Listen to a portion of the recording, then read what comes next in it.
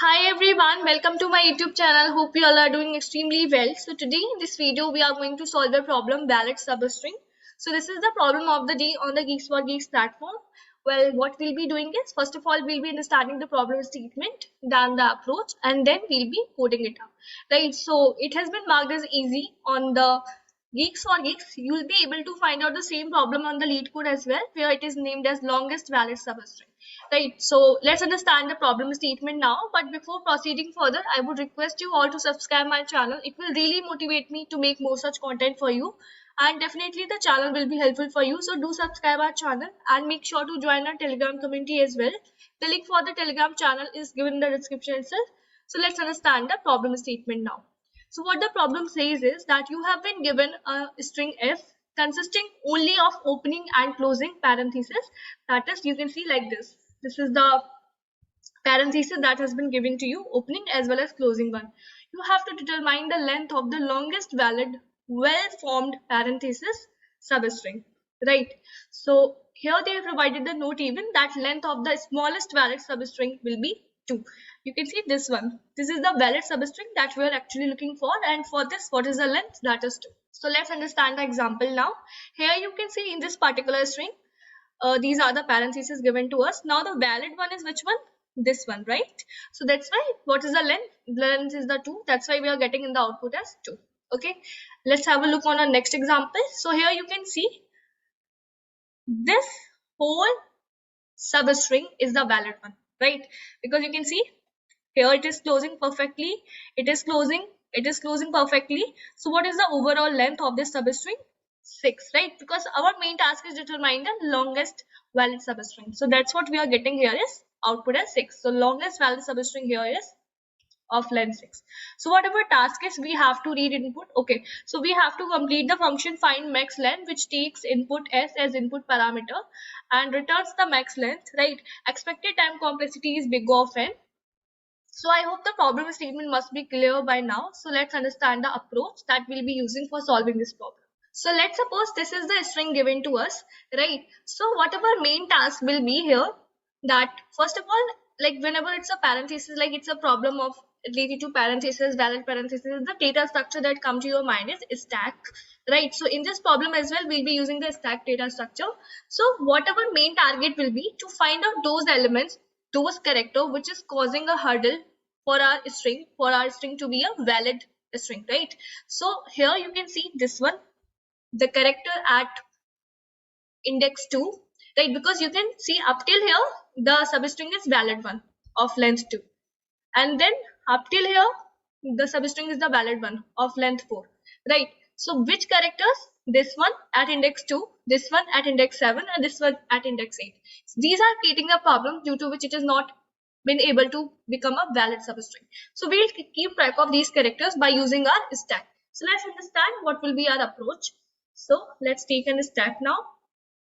What we'll be doing is, whenever you are coming across a opening parenthesis, so push the index of this parenthesis into stack, right? Now next is what? Closing one. So in closing one there are two scenarios. For the closing one, first of all we'll be checking that if the element at the peak of the stack is opening parenthesis or not. If it is an opening parenthesis, just pop that element out, right? As of now it is the opening one, so we are going to pop it. Next character is what? This one. So we are going to, it is a closing one, and now stack is empty, so we are going to simply push it to our stack. We'll be proceeding further.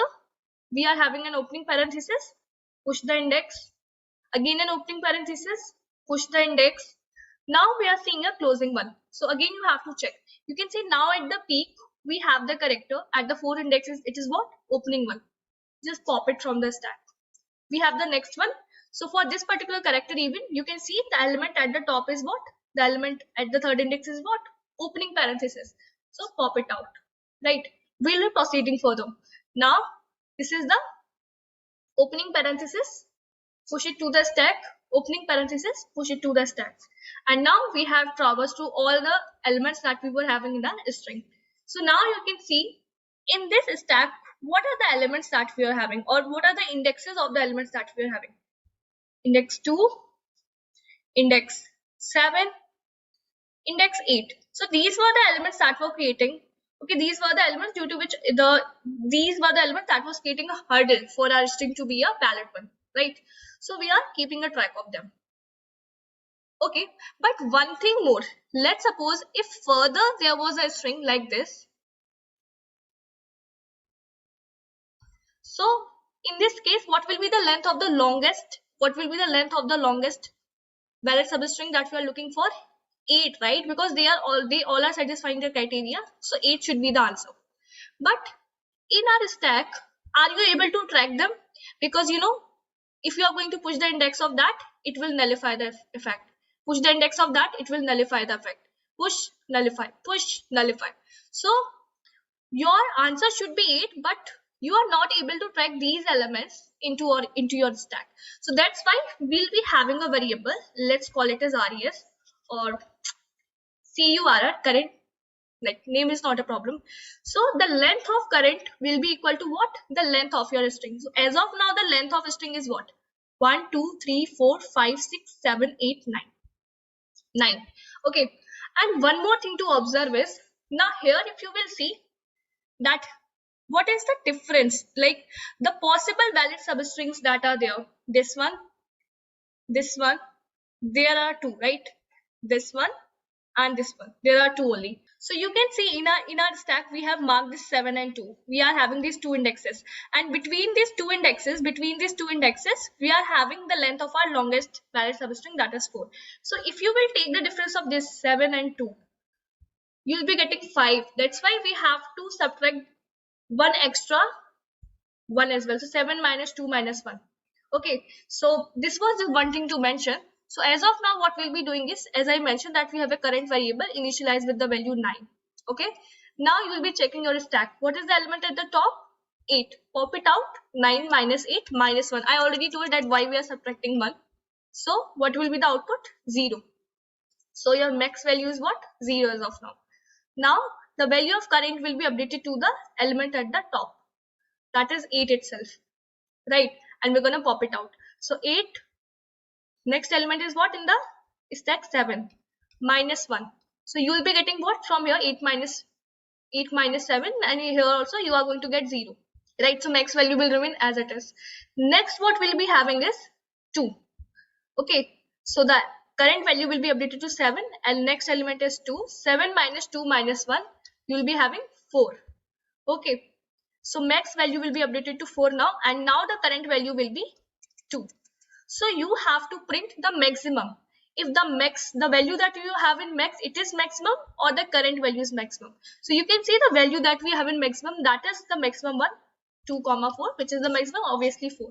So 4 will be your answer, and you can see even in the output, like even here also, this is the longest valid substring that we are having, that is 4. Right, so I hope the approach part is clear to you. Let me give you a quick recap. So what we were doing is we were maintaining a to which our main focus was to keep track of those indexes which are creating a problem for our string to be a valid one. Right, so this was one element 2, this was another one, this was another one, and that's what the indexes that we are keeping track. Now why we are taking this current variable?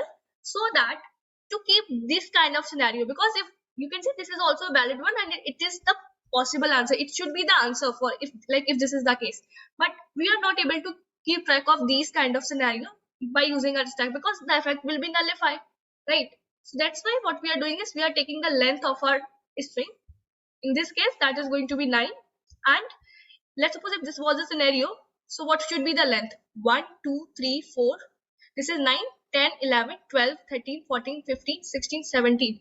Length of the string will be what? 17, and the element obviously that should be in that scenario, that should be on the top of our stack should be this index 8. 17 minus 8 minus 1, and the resultant in that case should be 8. So you can say we are able to keep track of it if we are going with that flow. So that's why what we are doing is we are maintaining a current value that is equal to the length of our string. Now we are just updating the things. How? That current length is what? 9. In this scenario that is 9. So 9 minus element at the top minus 1. I already told you why we are subtracting this one. So we are having 0, then we are updating the value of current as the element at, that was at the top of the stack, that is 8. We are just popping it out. Then the next element we have a stack is 7. So 8 minus 7 minus 1, that is again 0. Then 7 minus 2 minus 1, that is 4. And current element will be updated to 2 now. And you can see our stack will be empty now. All elements will be removed. Right. So this was the complete approach. I hope that you must have got it. So let's move to the code part now. So first of all, we are checking that if the given string is null or if the length is lesser than that of 2, then obviously in that case, what will be the answer? 0. Otherwise, we are taking a stack, right?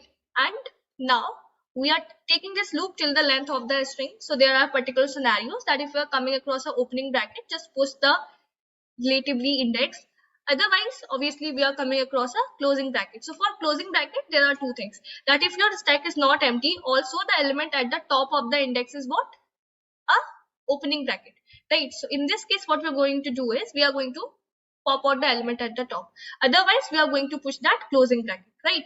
So in this closing bracket, this is the part we have to consider. Okay, so this part is done.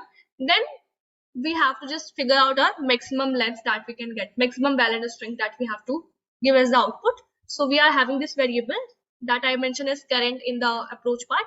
So this is equal to the length of a string.